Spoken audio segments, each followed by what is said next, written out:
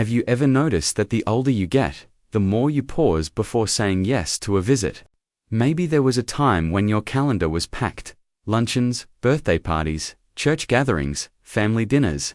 You were always on the move, catching up with old friends, checking in on neighbors, attending every grandchild's recital or game. You barely thought twice about the energy it took. But now, something's different. You don't feel the same pull to go. Maybe you even feel a little guilty about it, or you wonder if there's something wrong with you. Let me tell you something right now, there isn't.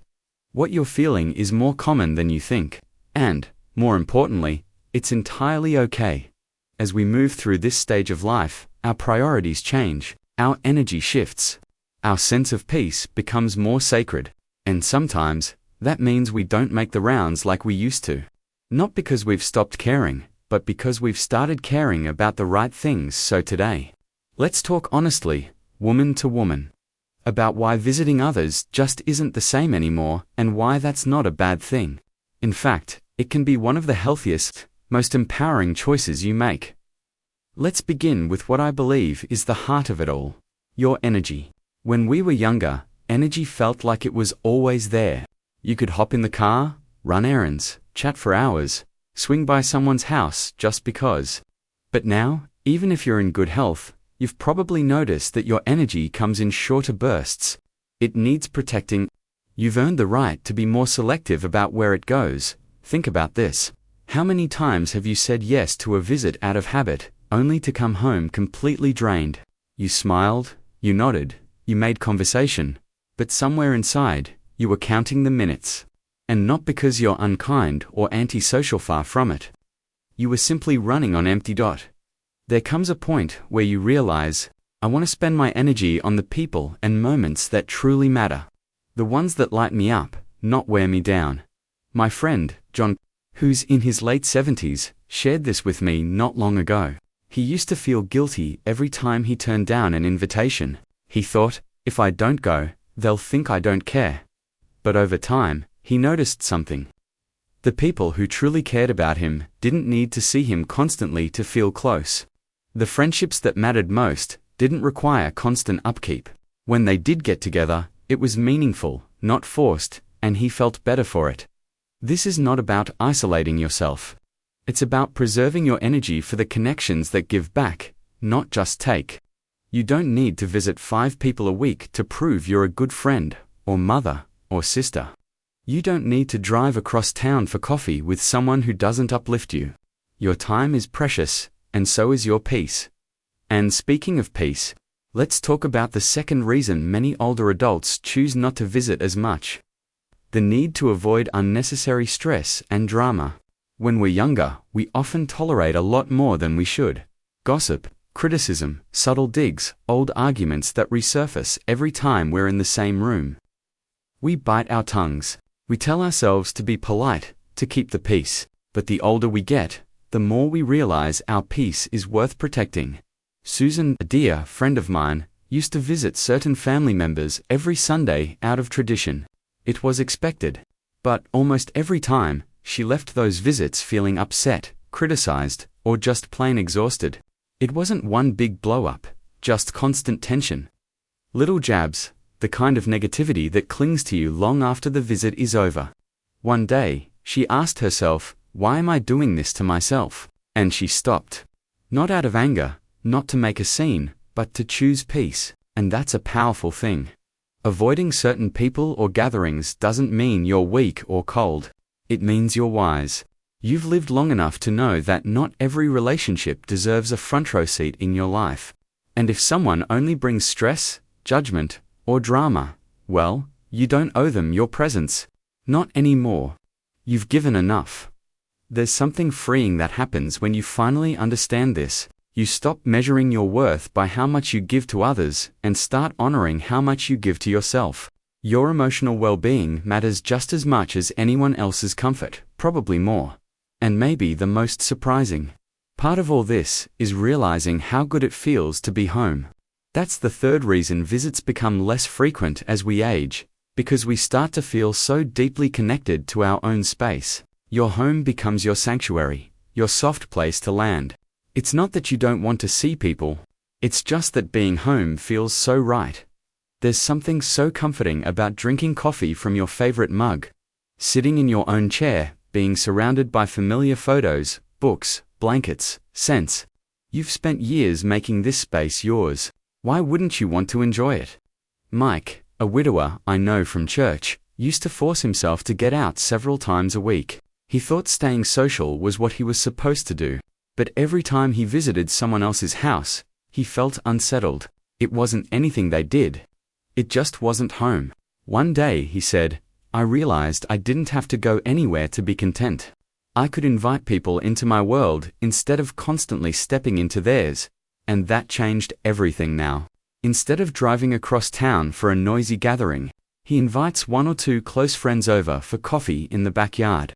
They sit, they talk, they laugh. And when they leave, he's still surrounded by the quiet beauty of his own home.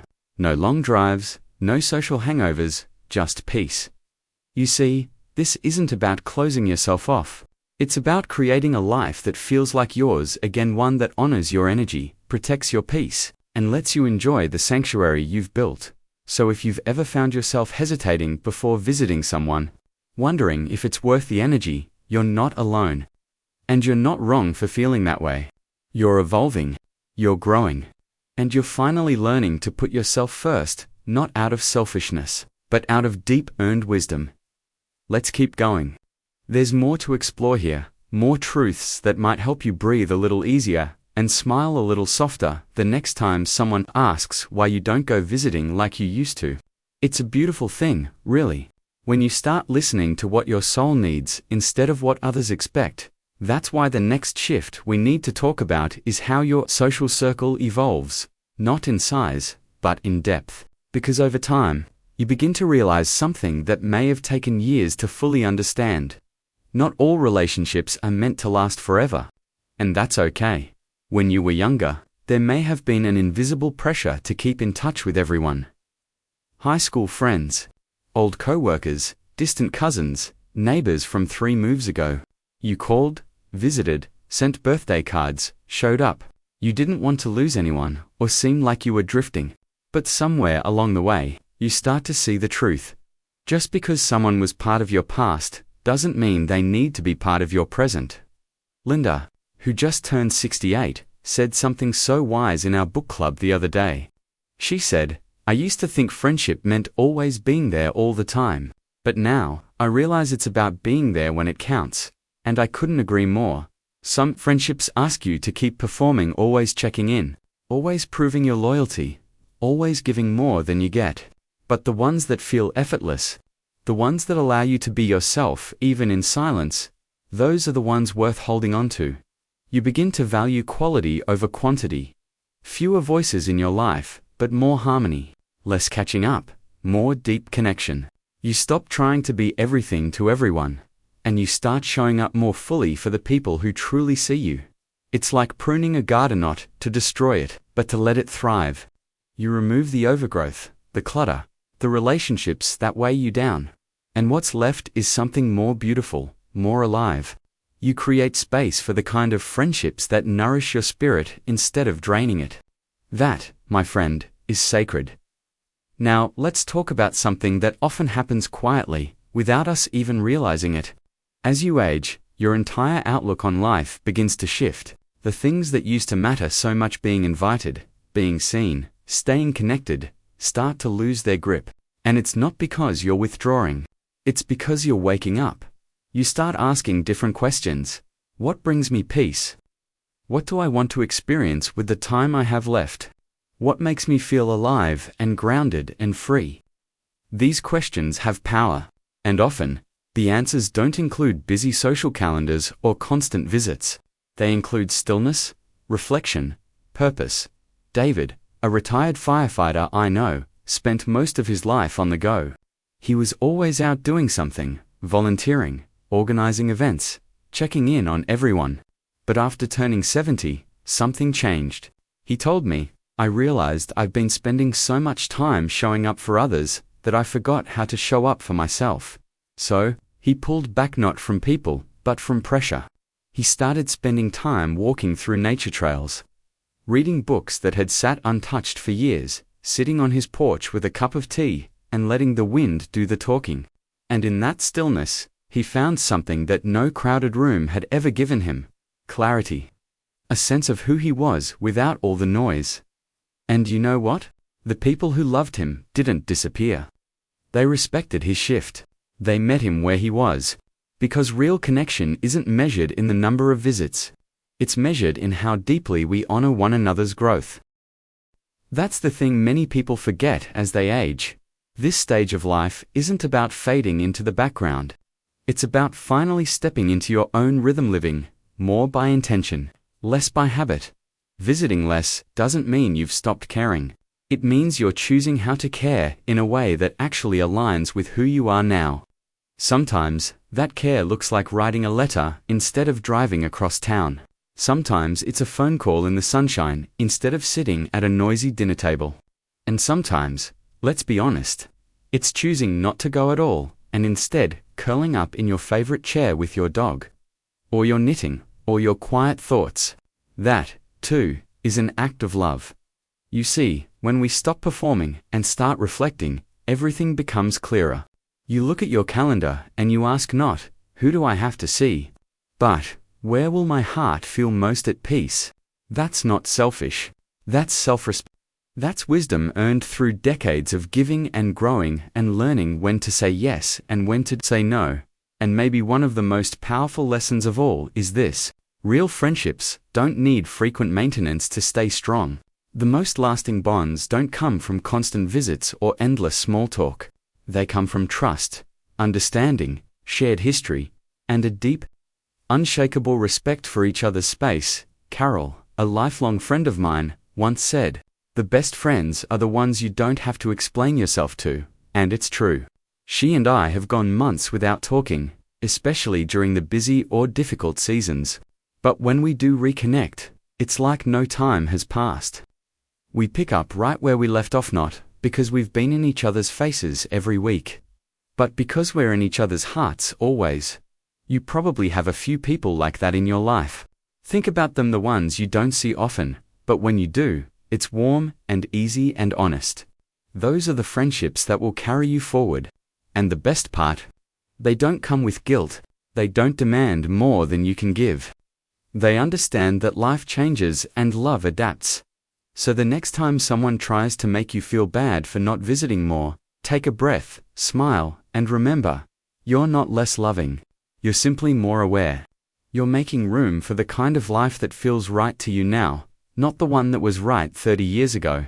And that's a beautiful thing, a strong thing, a wise and necessary shift.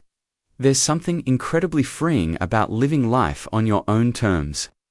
Especially at this stage. You've earned that freedom through decades of showing up, giving, supporting, sacrificing. And now, slowly but surely, you begin to realize you don't need to prove your love or loyalty through constant presence. The people who truly matter already know your heart. The beauty of this chapter in life is that it invites you to stop rushing and start listening. Listening to what your body needs. Listening to the quiet tug of your own intuition.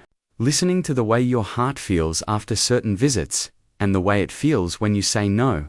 That's not avoidance. That's awareness. And sometimes, that awareness leads you right back home, not just physically, but emotionally, back to yourself. There's a rhythm to life after 60 that's slower. Yes, but richer, too full of intentional moments. Simple pleasures, deeper meaning, and a big part of that rhythm is learning to say yes only to what truly matters. There's no shame in choosing quiet. No guilt in choosing stillness. For many older women, solitude becomes not a punishment but a gift, a sacred space for reflection, healing, growth. You finally have the time to think about your own dreams, not just everyone else's needs. You're no longer chasing approval or invitation. You're grounded, rooted, and in that groundedness, you get to redefine what connection looks like for you. Connection doesn't always mean driving to someone's house and sitting through small talk. It doesn't always mean being physically present at every event, every dinner, every gathering. Sometimes, connection looks like sending a thoughtful message, a prayer, a memory shared in a letter, A homemade pie left at someone's doorstep. You don't stop caring. You just start caring in quieter, more personal ways. And when someone truly loves you, they'll understand that. They won't measure your affection by how often your car is parked in their driveway. They'll feel it in how you speak to them, how you think of them, how you show up when it really matters. You know, earlier this year, I was talking with a woman named Mary. She's 72 and recently lost her husband. For months, people kept encouraging her to get out more, to fill her calendar with visits and activities. But she told me, I'm not lonely. I'm finally getting to know myself, and I like her. Isn't that beautiful? She wasn't isolating. She was healing. She was choosing herself. And that's not just okay. That's sacred. We often forget that aging is a sacred journey, not something to dread or run from, but something to honor. And part of that honoring means accepting that you're allowed to do things differently now. You're allowed to guide your time, protect your peace, and set new boundaries even with people you love, especially with people you love. It doesn't mean you love them any less. It means you love yourself enough to know what's good for you. And here's something else you might need to hear. If someone tries to guilt you into visiting more, calls you selfish, or says you've changed, they're right. You have changed, and that's a good thing. You've grown. You've learned. You've stepped into a wiser version of yourself. You no longer say yes just to keep the peace. You say yes because it aligns with your heart. And that's what real peace looks like. Sometimes, the bravest thing you can do is say no without an apology. No to chaos. No to shallow conversations. No to long drives that leave you aching and depleted. And yes to you. Yes to what nourishes your soul. Yes to what brings you real joy. Yes to rest. The truth is, this isn't a story about pulling away.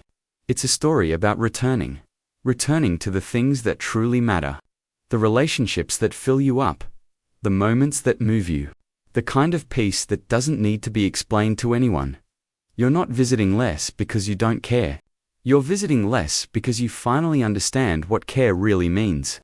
It means depth, honesty, mutual respect. It means not just showing up in a room, but showing up in spirit, with presence, with love, with authenticity. And when you live from that place, when you release the guilt, the pressure, the old expectations, you open the door to a different kind of life. A softer life, a fuller one. One where every yes is wholehearted and every no is freeing. So if you've been feeling guilty lately for saying no to visits, for spending more time alone, for choosing calm over chaos, let this be your permission slip. You're not doing anything wrong. You're doing something beautiful. You're listening to yourself. And that's one of the greatest gifts of growing older. The clarity to know what you want and the courage to choose it.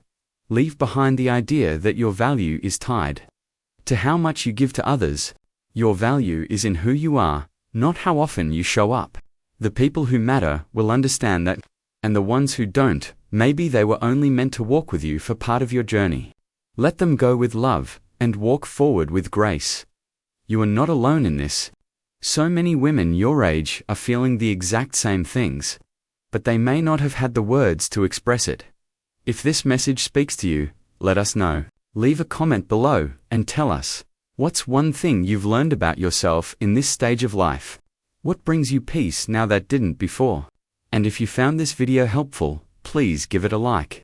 Share it with a friend who might need this message today. And don't forget to subscribe to our channel, Strong Elderly Life. We're here to support, encourage, and celebrate you, because your voice, your story, your presence, they all matter deeply. Here's to living gently, bravely, and fully at any age, especially now.